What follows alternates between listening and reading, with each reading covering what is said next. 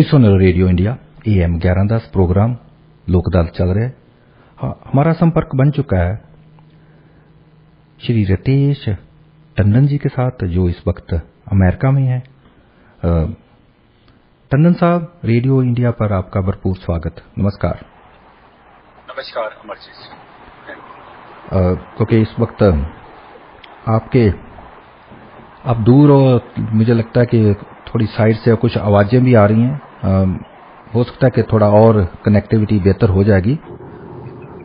हाँ जी, क्योंकि थोड़ी हवा की आवाज आ रही थी आपके साथ ही। रितेश जी, हाँ जी, मैं पिछले दिनों से देख रहा हूँ एक ग्रुप है, वो कह रहा है कि कास्ट डिस्क्रिमिनेशन बहुत हो रहा है, यूएस में बहुत हो रहा है। उन्होंने कुछ बिल भी लाए हैं, कई सिटीज में भी पास करा रहे हैं, कई स्कूल बोर्ड में भी पास करा रहे हैं, कनाडा में भी ऐसा अभियान चला है। और ये लोग, मेरे साथ भी उनका संपर्क बना, हमारे स्टूडियो में भी उनका एक रिप्रेजेंटेटिव आया। उस रिप्रेजेंटेटिव ने कहा कि अमेरिका में तो जो सो कॉल्ड दलित हैं उनको तनख्वाह कम दी जाती है, उनको नौकरी नहीं दी जाती, हिंदुत्व का ये हो गया वो हो गया, इनके कारण हो रही है, भारत से इंस्ट्रक्शंस आ रही हैं। ऐसे कई उसने बातें की। इसकी सच्चाई क्या है? कौन है ये लोग? आप तो यूएस कांग्रेस में भी इसके कैंडिडेट भी रहे हो, मैं देख रहा हूँ आपका प्रोफाइल। तो जरूर पहले तो अपने बारे हमारे श्रोताओं को बताइए, उसके बाद ये जो अभियान चल रहा है उसके बारे जरूर बताइए, और आपका क्या प्रतिक्रम है, जरूर हमारे श्रोता सुनना चाहेंगे। So first of all, thank you so much Amarjit Singh ji and all the listeners of Radio India. Radio India. Namaskar and thank you for giving me this opportunity. It's a great honor Amarjit Singh ji. जी। तो सबसे पहले मैं बताना चाहूंगा कि SB 403 जो bill है ना, जो आयशा वहाब ने इंट्रोड्यूस किया है इसको, ये पूरा की पूरा बिल इंडियन कम्युनिटी को टारगेट करता है। आज अगर वो बिल कास्ट डिस्क्रिमिनेशन के ऊपर है, लेकिन आज पूरे यूनाइटेड स्टेट्स में एक भी कास्ट डिस्क्रिमिनेशन का केस नहीं आया है। एक जो सिस्को का केस आया था वो भी रद्द हो चुका है, जज ने पूरा डिनाई कर दिया है उसको। ये टोटल जो बिल है, ये जो कुछ एंटी इंडिया एलिमेंट्स और जो लोग हैं वो अब भारत में तो कुछ नहीं कर सकते क्योंकि मोदी जी काफी स्ट्रिक्ट हो गए हैं, और वो यहाँ पे सारे रास्ते ढूंढ रहे हैं टू अटैक इंडियंस और इंडियन कम्युनिटी को कैसे नीचे लाया जाए। इंडियन बच्चे जो स्कूल में बहुत अच्छा परफॉर्म कर रहे हैं उनको कैसे बताया जाए कि तुम्हारे जो लोग हैं उन्होंने क्या किया है। इनफैक्ट अगर आप फैक्ट देखें तो अभी तक मेरे बच्चे या जितने भी मेरे दोस्त के बच्चे हैं उनको पता ही नहीं है कास्ट क्या है। उनको छोड़िए, जो लोग भारत से भी यहाँ पे आए हुए हैं उन्होंने कभी कास्ट का मुद्दा ही नहीं उठाया है। यहाँ पे सभी को इक्वली ट्रीट किया जाता है और गवर्नमेंट के रूल्स इतने स्ट्रिक्ट हैं कि कोई भी चीज का डिस्क्रिमिनेशन हो ही नहीं सकता है। आपको अमरजीत सिंह जी बता दूं मैं आपको, जो सिस्को का कास्ट का इश्यू उन्होंने उठाया था मुद्दा, वो जो पर्सन जिसने मुद्दा खुद उठाया है वो खुद मिलियनर है। इनफैक्ट जो मिस्टर सुंदर अय्यर जी जो उनके मैनेजर थे, उन्होंने कितनी बार तो उसको प्रमोशन दिया है और मिलियंस ऑफ डॉलर्स के स्टॉक ऑप्शन दिए हैं उसको। अगर कास्ट का ही इश्यू होता तो वो उसको प्रमोशन क्यों देते और मिलियंस ऑफ डॉलर का स्टॉक ऑप्शन क्यों देते जी। पर आज क्या है कि इक्वालिटी लैब जो एंटी इंडिया है, एंटी हिंदू है, जो हमारे सिख भाइयों को भी भड़काती है और सभी को हमारे अगेंस्ट लाना चाहती है, भारत के अगेंस्ट वर्क करती है, जिसको फंडेड बाय जो एंटी इंडिया लोग हैं वो लोग हैं इसमें। तो वो लोग क्या करते हैं कि हम सबको भड़काते हैं और उन सबको भड़का के बताते हैं ऐसा हो रहा है वैसा हो रहा है। सारे फर्जी उन्होंने बनाए हैं केसेस और वो प्रूव भी होते जा रहे हैं, और उसी प्रूव के बेसिस में जज ने सिस्को का केस पूरा डिसमेंटल कर दिया। लेकिन जो मैं आपको ये कास्ट का बता रहा हूँ, जो बिल आयशा वहाब लेके आई हैं SB 403, वो क्या कह रही हैं कि कास्ट जितने भी इंडियंस हैं, हिंदूज हैं, जो अपर कास्ट हैं, उनको वो रेपिस्ट कहती हैं। अच्छा, उनको कहती हैं, हाँ वो रेपिस्ट कहती हैं ओपनली। वो कहती हैं कि सारे जो कम्युनिटी है इन्होंने इनके ऊपर बहुत अत्याचार करे हैं, ये करा है वो करा है। मैं उसको बताता हूँ कि आज की तारीख में, जैसे मेरा background, I am running for United State Congress जी। मॉडरेट डेमोक्रेट की तरह लड़ रहा हूं मैं। बिल्कुल। और आज भी 20 साल हो गए हैं मुझे। भारत के जो बहुत गरीब इलाका है वहां पे मेरे 10 डे केयर सेंटर चलते हैं, बच्चों की एजुकेशन फंड करता हूं, उनके लिए बहुत कार्य करता हूं। जो हॉस्पिटल्स बनाए हैं 19 शंकराय फाउंडेशन के, 4,50,000 लोगों के सर्जरी करते हैं। वो ज्यादातर एसटी और बीसी और लोअर कास्ट के सब लोग होते हैं। बिल्कुल।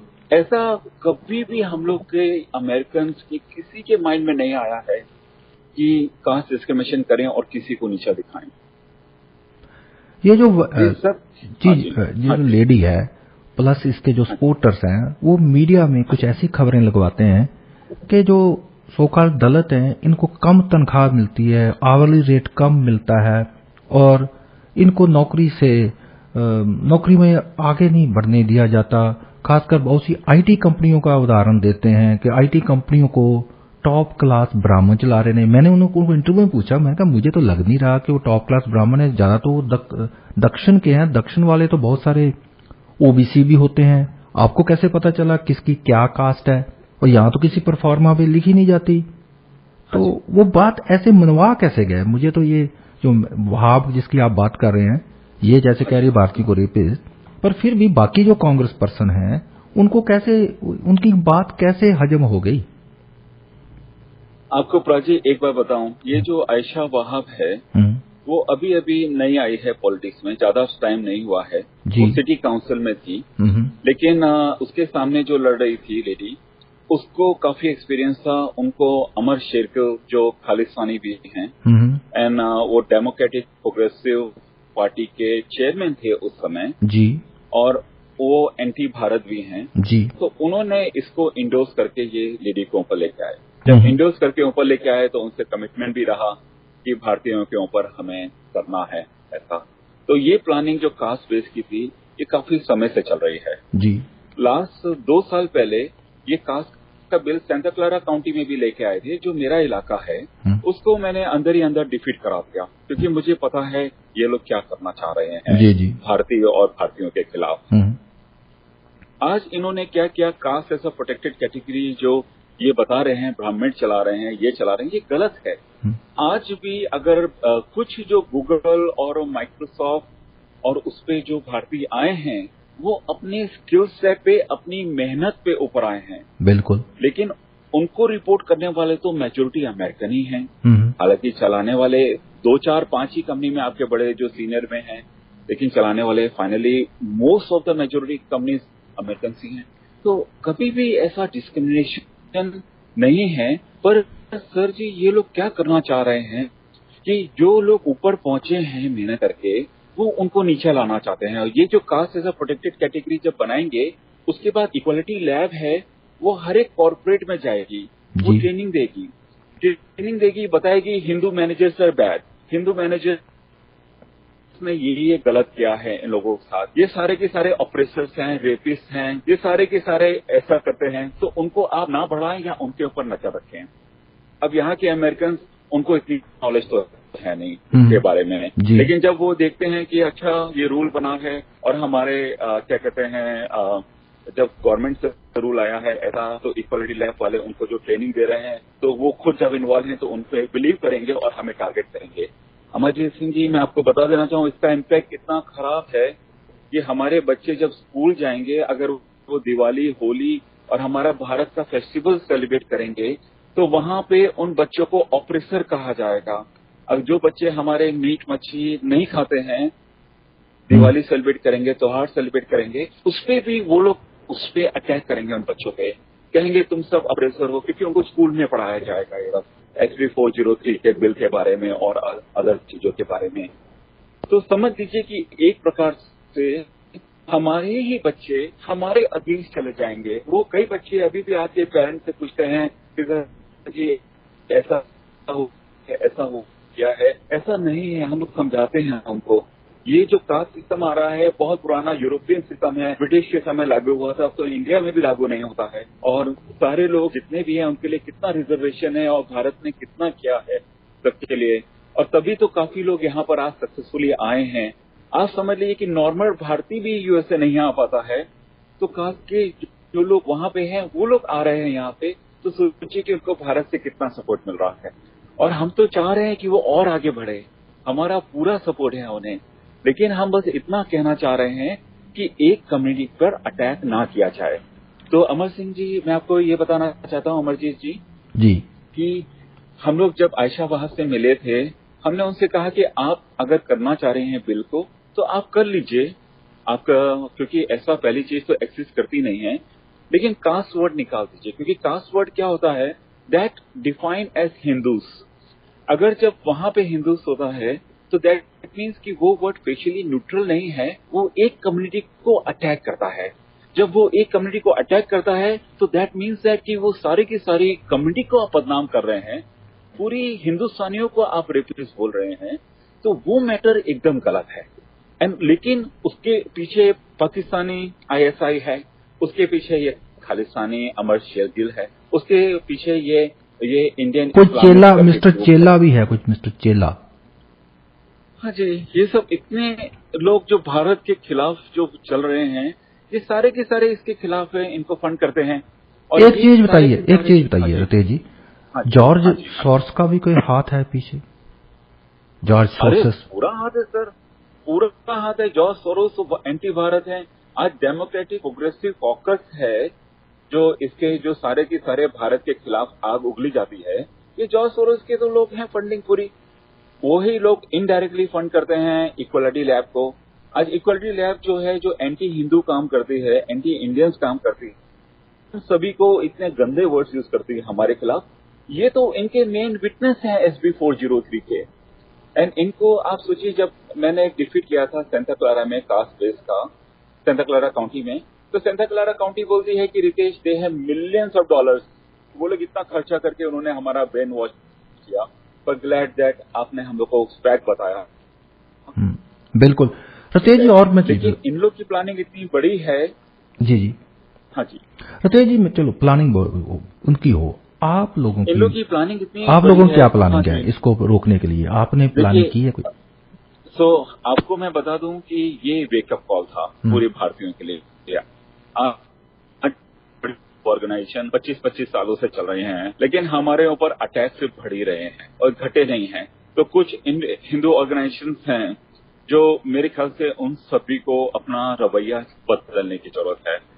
जैसे हम लोग ने कास्ट बिल का सेंटा क्लारा में डिफीट किया था, उसमें हम लोग बहुत क्लोजली पॉलिटिशियंस के साथ वर्क किया था हम लोग ने। आज जो हमारे जो डेमोक्रेट और असेंबली और सेनेट के लोग हैं, तो वो सारे के सारे, क्योंकि अमर शेरगिल डेमोक्रेटिक प्रोग्रेसिव कॉकस का चेयरमैन है, तो उस समय उसने सारे लोगों का ब्रेन वॉश किया। फिर रिपब्लिकन पार्टी में से भी जो ढिल्लो है, वो भी काफी प्ले करती है, जो खालिस्तानी की तरफ सपोर्ट करती है, तो उसने भी उन लोग का ब्रेन वॉश किया। और सारे के सारे जो वोट्स हैं इस बिल को सपोर्ट करने में, सारे के सारे वोट उधर गिर गए। आप समझ लीजिए, जब सेनेट में वोटिंग हुई तो सिर्फ रिपब्लिकन में से एक ने मना किया, बाकी सारे उधर गए और 3 जनों ने वोट नहीं डाला रिपब्लिकन ने। तो सोच लीजिए 90% के ऊपर से पास हुआ ये बिल सेनेट में। फिर असेंबली में अभी अप्रोप्रिएट कमेटी में पास हुआ। हमारे जो हिंदू ऑर्गेनाइजेशन हैं, इसमें काफी बड़ा लेसन मिला है कि हमें बहुत अभी काम करना है इसे। और दूसरी चीज जो हम इसे रोकने का कर रहे हैं अभी, जैसे हम लोग ने रोकने के लिए सारे के सारे जो असेंबली मैन हैं, क्योंकि अब बिल फाइनली असेंबली के वोटिंग में जा रहा है, उनको हम लोग ने बताया, उनको ट्रेनिंग दी कि ये कैसे हम पे अटैक कर रहे हैं। सेनेट पे बताया, सेनेट पे ट्रेनिंग दी। लेकिन एक जो हमारा जो रिलेशन होता है इन सेनेट के साथ, असेंबली के साथ, हमारी हिंदू कम्युनिटी का, वो नहीं है। इसलिए अभी जो कार्य हो रहा है, जितनी कोशिश कर सकें इसको रोकने का, साथ साथ में इस पे वेकअप कॉल है कि हमें इन पॉलिटिशियंस के साथ और नजदीक जाना चाहिए, ताकि ये पॉलिटिशियन हमारा कल्चर समझे, ये समझे कि हम हिंदू हैं, हम फाइट करते हैं, हम लोग अमेरिका के लिए सबसे पहले काम करते हैं, अमेरिका को इतने आगे ले जा रहे हैं। साथ साथ में हम लोग के ऊपर ये लोग जो कर रहे हैं कार्य, ये तो एक बिल है। मैं आपको बताऊं कि जो दूसरे बिल प्रॉप 16 टाइप के बिल्स हैं, वो सीधे सीधे भारतीय बच्चों को टारगेट करते हैं। वो आपके जैसे इंडिया में कोटा सिस्टम था, तो मेरा जो अपोनेंट है रो खन्ना, वो क्या कर रहा था कि वो कास्ट बेस्ड, वो रेस बेस्ड सिस्टम लाना चाहता है स्कूल में। कहता है कि पूरे कैलिफोर्निया में हम लोग 14% हैं, तो सिर्फ 14% को ही पब्लिक स्कूल और कॉलेज में एडमिशन मिलना चाहिए, बाकी सबको प्राइवेट में जाना चाहिए। आज हम भारतीय हैं, हम 48% जाते हैं स्कूल के अंदर। तो इस तरह के तो सिस्टम लेके आ रहे हैं ये लोग। और साथ साथ में जो रोक खन्ना है, जो भारत गया अभी भारत गया था, भारत में उसको एज ए गेस्ट माना गया, तो भारत से कुछ सीख के नहीं आए वो? मैं आपको एक बार बता दूं, ये सारे गिरगिट हैं, इनको काम करना है सिर्फ अपने लिए।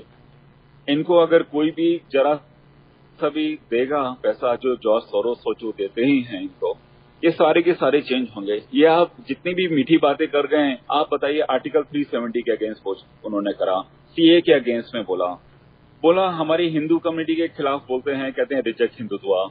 फिर उसके बाद आगे जाते हैं 18, 20 साल बच्चों को ग्रीन कार्ड का लगता है, उसके लिए कुछ नहीं किया। फिर उसके बाद ये बोलते हैं कि इन्होंने बिल लेके आए जिसमें भारत में जो इक्विपमेंट्स ले रहे हैं रशिया से, तो भारत में बैन ना लगे। वो बिल तो लेके आया, लेकिन उसने खुद ही उस बिल के अगेंस्ट वोट किया। फिर उसके बाद में SB 403 है और आयशा वाहब जो बिल इंट्रोड्यूस किया है, वो दोनों एक ही पार्टी के हैं, दोनों एक साथ काम करते हैं। तो उन दोनों ने वो बिल को क्यों नहीं स्टॉप किया उस समय? उसके लिए उसने एक शब्द भी नहीं बोला। हमारे हिंदुस्तान के एम्बेसी के ऊपर अटैक होता है यहाँ पे, और अटैक होने पर हमारी एम्बेसी जलाई भी गई, उसके खिलाफ भी एक भी शब्द नहीं बोला उसने। फिर उसके बाद में हमारे यहाँ एशियंस पे अटैक होता है और यहाँ पे हेट क्राइम होते हैं, उसके खिलाफ उसने कुछ नहीं किया। वो तो छोड़िए, जो प्रॉप 16 का बिल था जो हमारे एशियन बच्चों को टारगेट करता है, कहता है आप सिर्फ 14% ही स्कूल में जाएंगे, पब्लिक सेक्टर स्कूल में, और जो पब्लिक सेक्टर जॉब में भी अप्लाई हो रहा है। और साथ साथ में सबसे बड़ी बात तो क्या है कि प्राइवेट सेक्टर की माइक्रोसॉफ्ट और नेटफ्लिक्स जैसी कंपनियां हैं, वो भी इस बिल को सपोर्ट कर रही थी। अगर सोचिए कि अगर ये रूल लगा दे कि 14% ही एशियन काम करेंगे हर एक कंपनी में, बाकी दूसरों को अपॉर्चुनिटी दी जाएगी, तो हम तो भारतीय खत्म हो गए, क्योंकि 14% में चाइनीज, वियतनामीज, फिलिपिनो, इंडियन सभी आते हैं जी। और वो जो प्रॉप 16 टाइप के बिल हैं, वो रोक खन्ना ने खुद इंडोर्स करे हैं। एक बार हार गया और हराया उसको हमने, दूसरी बार वो लेके आया फिर वापस बिल, वही बिल दूसरे नाम से लेके आया। आपको मैं इतना बता दूं कि ये सारे के सारे जो हैं, इन सभी को सिर्फ मीठी बातें आप करा लीजिए, लेकिन जब काम करना होता है तो आप उसका रिजल्ट देखिए। रिजल्ट है ही नहीं हमारी तरफ। ये पाकिस्तान कॉकस में बैठ के उनको पता है कि जब कारगिल का अटैक हुआ था और जब पंजाब में अटैक हुआ था, हमारे भारतीय सोल्जर्स इतने मर गए थे, एक शब्द नहीं बोला पाकिस्तान वालों को कि आप इसको कंट्रोल कीजिए। तो आप पाकिस्तान कॉकस में बैठ के कर क्या रहे हैं? तो इसलिए मैं आपको बताना चाह रहा हूं कि ये सब जितने भी हैं, ये सब अपने लिए कार्य करते हैं। आज हमें ऐसा पॉलिटिशियन चाहिए जो भारत के लिए, जो अमेरिका के लिए, जो लोगों के लिए काम करें। आपको बता दूं कि जैसे हमारे वहां पे इंडिया में कुछ ग्रुप हैं पॉलिटिशियंस के, जो फ्री सबको देते रहते हैं।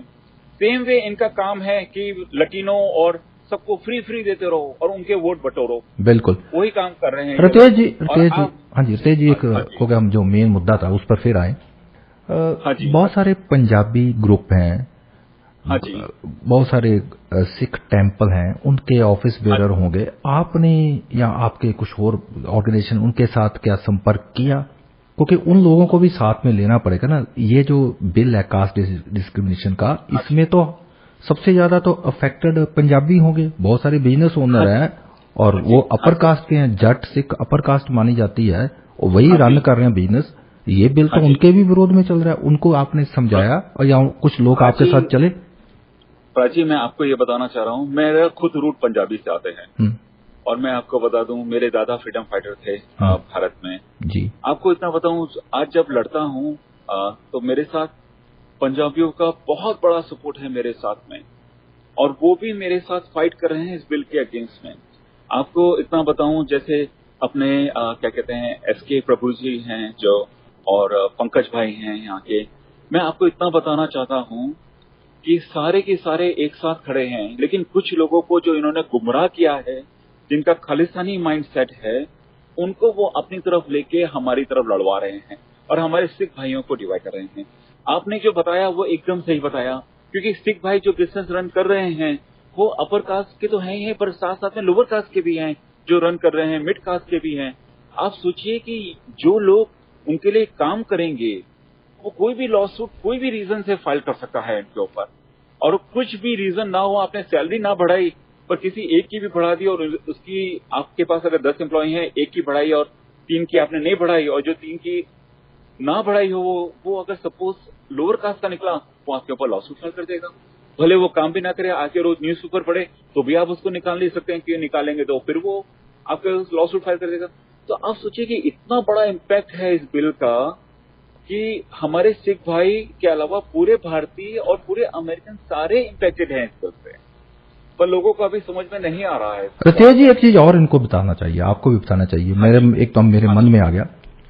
हाँ जी। यूएस में कैसे डिसाइड करोगे कि इस बंदे की कास्ट कौन सी है? मैं आपको आप कास्ट सिस्टम के बारे, क्योंकि मैं भी गवर्नमेंट में जॉब की है, भारत में जितनी भी जातियां हैं जिनकी रिजर्वेशन बेस है, ये वहां के राज्य स्टेट वाइज है। कई ऐसी जातियां हैं, एक स्टेट में दलित है, एक स्टेट में उनको शेड्यूल्ड कास्ट किया जाता है, दूसरी स्टेट में शेड्यूल्ड ट्राइब भी है, वही किसी जगह ओबीसी भी हो जाती है। हाँ जी।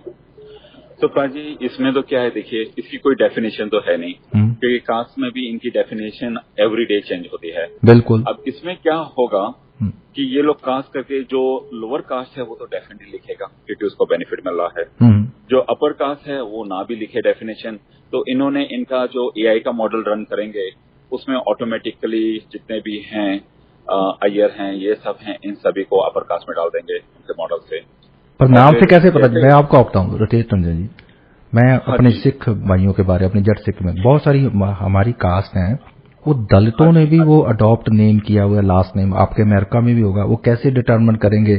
सिस्टम कैसे, अमेरिकन सिस्टम कैसे डिटरमिन करेगा कि मान लो किसी के पीछे सिद्धू लगा, किसी के पीछे गिल लगा, किसी के पीछे चीमा लगा, वो तो दलित भी हो सकता है, जट भी हो सकता है, तो कैसे पता चलेगा? ये तो कंफ्यूज हो जाएंगे। फिर सर्टिफिकेट कहां से लाएंगे? कौन सर्टिफाई करेगा? इंडिया में चलो एसडीएम, डीसी ये सर्टिफाई करके देते हैं, वेरिफिकेशन होती है। वहां भी कई लोगों ने डुप्लीकेट बनाए हैं, तो फिर तो इंडिया से डुप्लीकेट सर्टिफिकेट मंगवाए जाएंगे। जो वहां की दूसरी तीसरी जनरेशन है वो कैसे मंगवाएगी इंडिया से सर्टिफिकेट? उनको कौन देगा?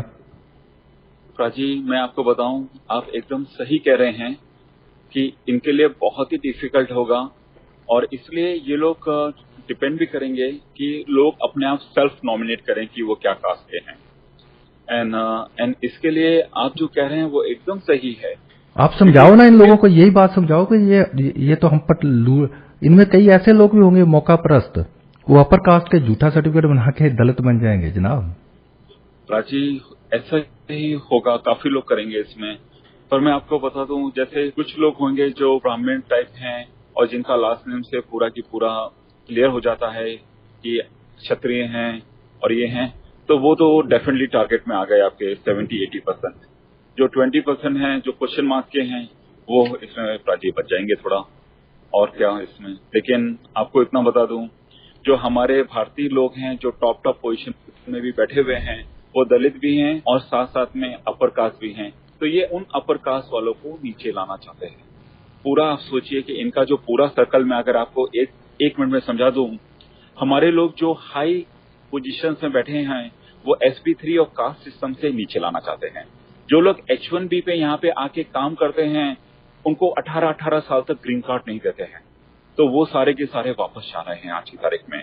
तो वो देखिए कि हमारे इंडियंस पे यहाँ से रिमूव कर रहे हैं। प्रॉप 16 जैसे बिल जो रोकना लेके आए हैं वो हमारे बच्चों को टारगेट करते हैं, और बच्चों को जो एडमिशन मिलना चाहिए कैलिफोर्निया में उससे उसे वर्जित किया जाता है।